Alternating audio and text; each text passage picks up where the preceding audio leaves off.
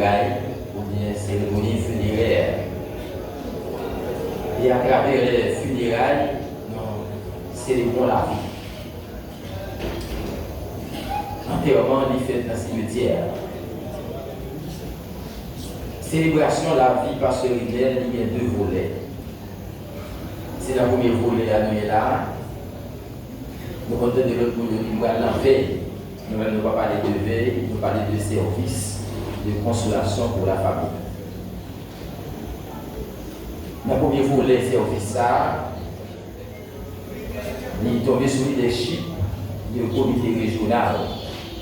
Pasteur Ridel, pendant son arrivée ici à Cambérène, il n'a pas jamais de possibilité pour participer dans une réunion au comité régional.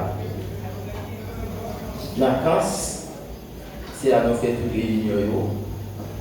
De nous, nous pas de privilège pour participer dans une réunion.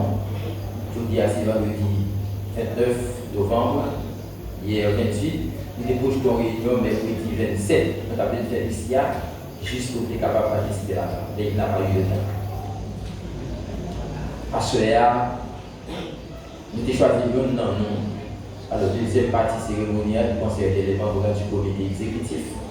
Parce que Pasteur Ridel François, c'était un membre du comité exécutif. Nous avons déjà dévolu ce yon dans nous. Les assistants pasteurs de l'église dans la carrière pastorale, pasteur Bélis Mogelin et pasteur Edmond Asteroïdi, qui est habitué avec les chrétiens de l'église baptiste de Cambérène. Il était bon pour nous faire choix de vie, pour nous un message qui s'écoute pour consoler l'église là, pour consoler la famille en deuil. C'est bien le révérend pasteur Hébert Nazaire, le pasteur titulaire de l'église baptiste de Guichard, à qui nous avons l'honneur de céder le micro pour le message à des circonstances. Mesdames et messieurs, frères et sœurs, les membres du comité exécutif de la mission évangélique baptiste du Sud d'Haïti, les membres de la famille, François, ceux qui sont ici présents, qui nous suivent un peu partout à travers le monde, la congrégation baptiste de Cambérène, de Cavaillon, de Châtelet-d'Aquin, et tous ceux qui, d'une façon ou d'une autre, sont affectés par ce départ inattendu. Ma famille, mon épouse et mes trois enfants, la congrégation baptiste de Guichard, vous présente leur plus vive sympathie en cette circonstance si douloureuse. Ce soir, nous sommes là pour vous accompagner. Pour vous accompagner à travers une réflexion biblique qui pourrait servir de mot de consolation. Nous savons qu'il y a des situations que nous vivons pour la plupart du temps, que la parole à elle seule ne suffit pas pour donner la force, mais nous avons la conviction que la parole qui vient de la Bible et qui est inspirée par l'Esprit de Dieu peut servir de consolation. Ainsi, j'invite l'Assemblée à écouter attentivement cette lecture qui sera dite dans l'évangile de Jean au chapitre 14. Je lis seulement les versets premiers et j'arrête jusqu'au verset 5. Que votre cœur ne se trouble point. Croyez en Dieu, croyez en moi. Il y a plusieurs demeures dans la maison de mon Père. Si cela n'était pas, je vous l'aurais dit. Je vais vous préparer une place. Et lorsque je m'en serai allé et que je vous aurai préparé une place, je reviendrai et je vous prendrai avec moi, afin que là où je suis, vous y soyez aussi. Vous savez où je vais, et vous en savez le chemin. Comme lui dit le verset 5. Seigneur, nous ne savons où tu vas. Comment pouvons-nous en savoir le chemin? Et Jésus répond, je suis le chemin, la vérité et la vie. Nul ne vient au Père que par moi. Mesdames et messieurs, frères et sœurs, amis, parents, collègues de ministère, il est difficile pour nous, la plupart du temps, de surmonter une perte. La douleur que cette perte peut produire, que cette absence, que ce vide, que ce néant, pour la plupart du temps, nous nous posons cette question. Comment surmonter et survivre après le décès de l'être cher, le décès d'un enfant, un mari ou une épouse, un père ou une mère, des membres de la famille, un ami ou une amie. Chacun de nous, mes frères et sœurs, a dû être ou sera confronté un jour ou l'autre à ce type d'épreuve, de perte, de séparation définitive. Les causes de décès sont multiples. Maladie, vieillesse, accident, incendie, assassinat, etc. Certains décès arrivent brutalement. Et combien nous sommes, pour la plupart du temps, impuissants devant cette grande inconnue? Pour d'autres, nous nous y sommes préparés, connaissant le diagnostic des médecins et leur issue programmée.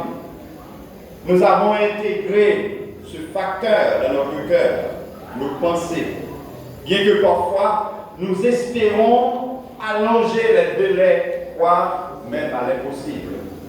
Mais devant les souffrances de l'être cher, nous aspirons que celles-ci soient abrégées au plus vite. Voir souffrir nos proches est une douleur partagée, parfois même intenable et insupportable. Dans la Bible, mes frères et sœurs, Dieu a départi une durée de vie bien déterminée pour chacun de nous. Tous les jours sont inscrits et comptabilisés dans son livre de vie. J'allais dire, de l'ordinateur de Dieu. Mais Dieu a-t-il besoin d'un ordinateur, de nouvelles technologies pour faire le recensement de tous les habitants de la terre? A-t-il besoin des plaquettes, dernier prix pour nous enregistrer? Non. Dieu est omniprésent, omniscient, omnipotent. Dieu est éternel et tout-puissant. C'est lui le maître absolu. Rien ne peut s'opposer et résister à ce qu'il a décidé et prévu depuis toujours. Dieu sait tout, il connaît tout. Il est présent parfois, partout et à la fois. La Bible nous dit, c'est toi qui nous as créés. C'est toi qui nous as tissés dans le ventre de notre mère, Seigneur. Je te dis merci parce que tu m'as créé. C'est ce que dit le psalmiste David. Oui, mon corps est étonnant et même très beau. Ce que tu fais est magnifique, je le reconnais. Quand tu me formais dans le secret, quand tu me brodais dans la profondeur de la terre, tu voyais tout. Rien n'est caché devant toi. J'étais à peine formé, tu me voyais déjà avait écrit dans ton livre le nombre des jours que tu allais me donner. Et pourtant, aucun n'avait encore commencé. Oh Dieu, tes pensées sont vraiment difficiles. Elles sont si nombreuses, comment les compter? Elles sont plus nombreuses que les grains de sable. Même si je les comptais toutes, je n'arriverai pas à comprendre. Psaume 59, le verset 13 jusqu'au verset 18. La mort d'un parent peut être une épreuve qui est difficile à vivre pour un chrétien. Mais si le défunt était croyant, et comme le cas de notre serviteur, pasteur Renel François, c'était non seulement un pasteur, un frère, un leader, mais c'était un chrétien de conviction, un homme de cœur, un homme qui aime les autres, un homme qui encadre les jeunes, les adultes.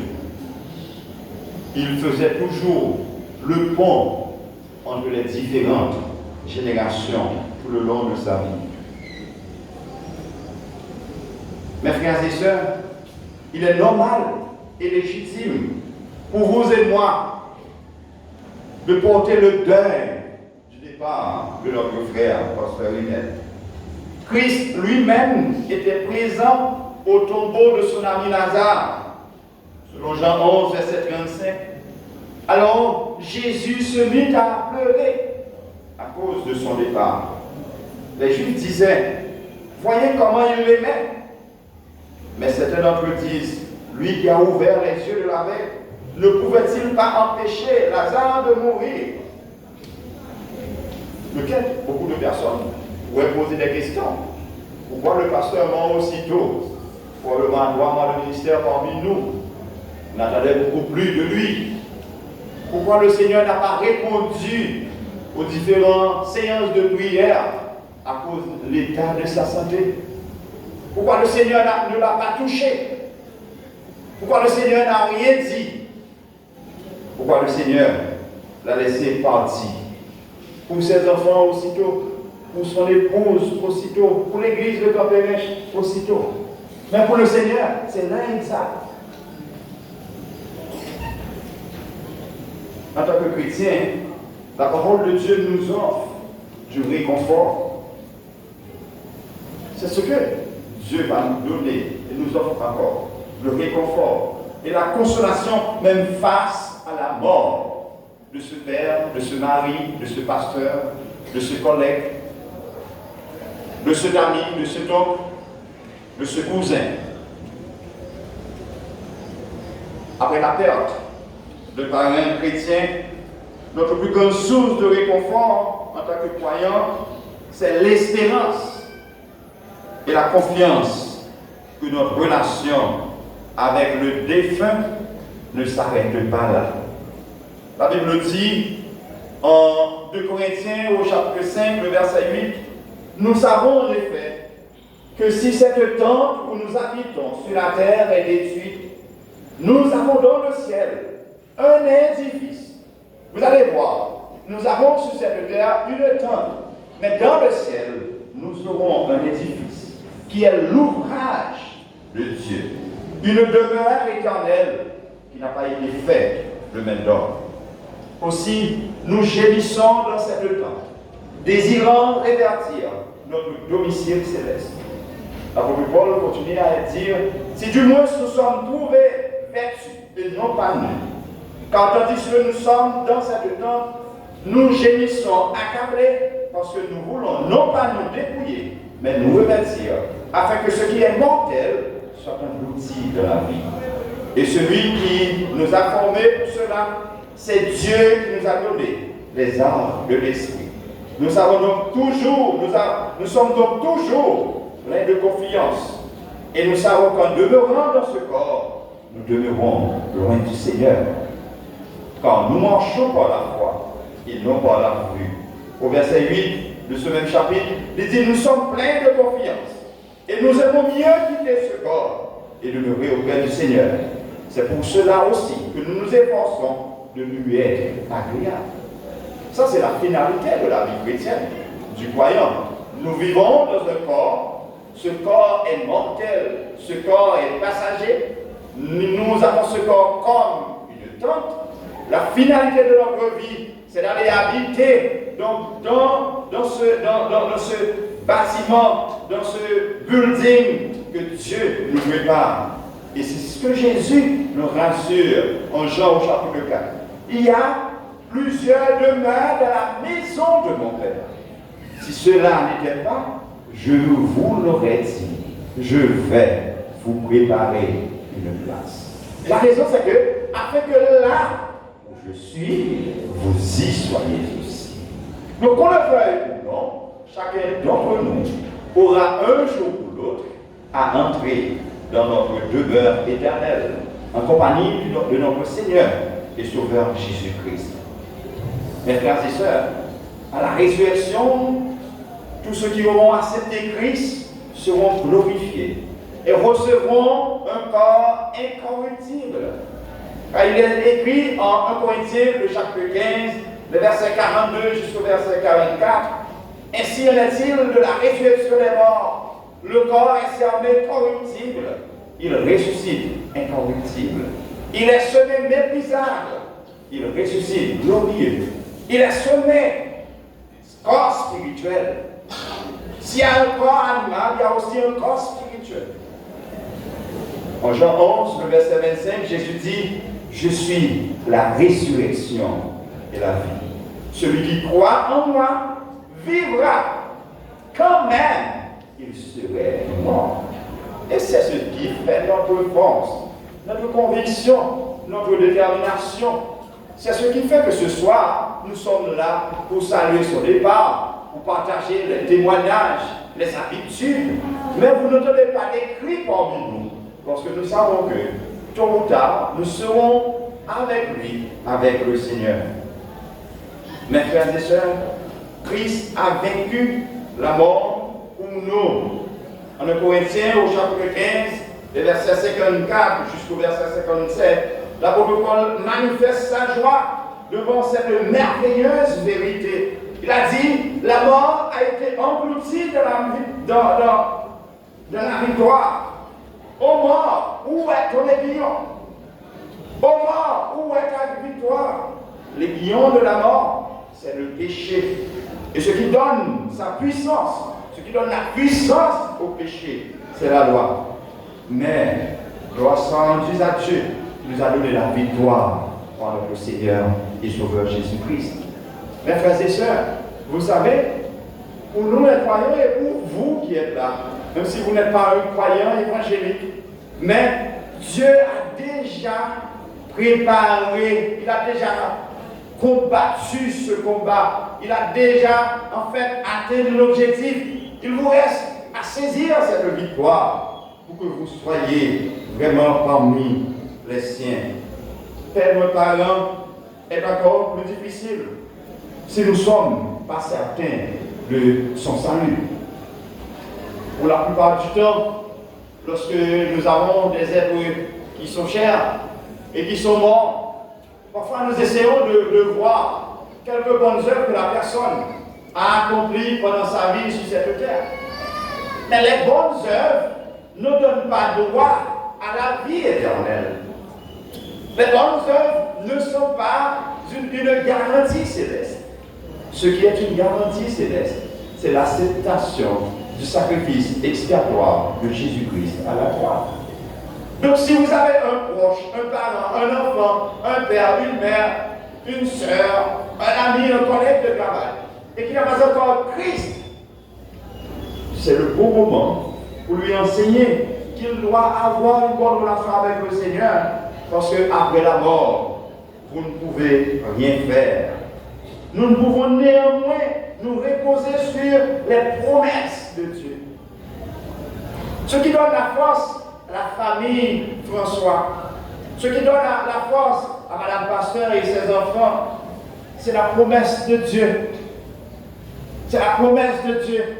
Parce que si Dieu a appelé Pasteur Renel aussitôt, Dieu, ce même Dieu qui l'a appelé et qui l'a enlevé de sa famille, ce même Dieu a un plan pour ses enfants. Ce même Dieu a un plan pour l'église baptiste de Cambérène. Ce même Dieu a un plan pour la mission évangélique baptiste du Sud Haïti. Ce même Dieu pourvoira. Et si nous pouvons croire, il n'y a pas d'erreur. Il n'y a pas d'erreur en ce qui arrive. Si c'était l'argent, les médicaments, les prières, on ne sera pas là ce soir. Parce que le pasteur sera chez lui avec sa famille. Mais l'argent ne suffit pas à lui seul. Les prières sont puissantes. Mais là, les prières ne suffisent pas. L'amour de son épouse et de ses enfants, de ses collègues, ne suffisent pas. Il y a quelqu'un à qui il est plus cher, c'est l'Éternel. Il l'a appelé dans sa présence. Nous attendons avec impatience, mes frères et sœurs, le moment où il fera toutes choses nouvelles, avec conscience, avec confiance, en sa justice et en sa bonté. Mesdames et messieurs, frères et sœurs, internautes, le Dieu de la Bible aime consoler les affligés. Je veux vous dire, je veux que vous sachiez ça ce soir. Le Dieu de la Bible aime et sait consoler les affligés.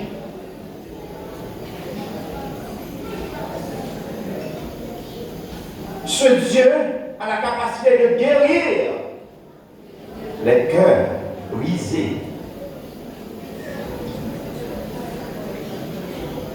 Jérémie disait, guéris-moi Éternel, et je serai guéri. Sauve-moi, et je serai sauvé, car tu es ma gloire. Ce Dieu-là que nous servons, ce n'est pas un Dieu mobile. Ce n'est pas un Dieu qui n'entend pas, qui ne voit pas, qui ne comprend pas. Ce n'est pas un Dieu qui intéresse aux riches, aux bons, à ceux et celles qui sont forts. Mais c'est le Dieu de tous. Et particulièrement, c'est le Dieu des faibles. Ce Dieu-là, ce Dieu que nous vous parlons ce soir, c'est le Dieu des orphelins. Je veux dire aux quatre enfants du pasteur Renel François que notre Dieu, c'est le Père des orphelins.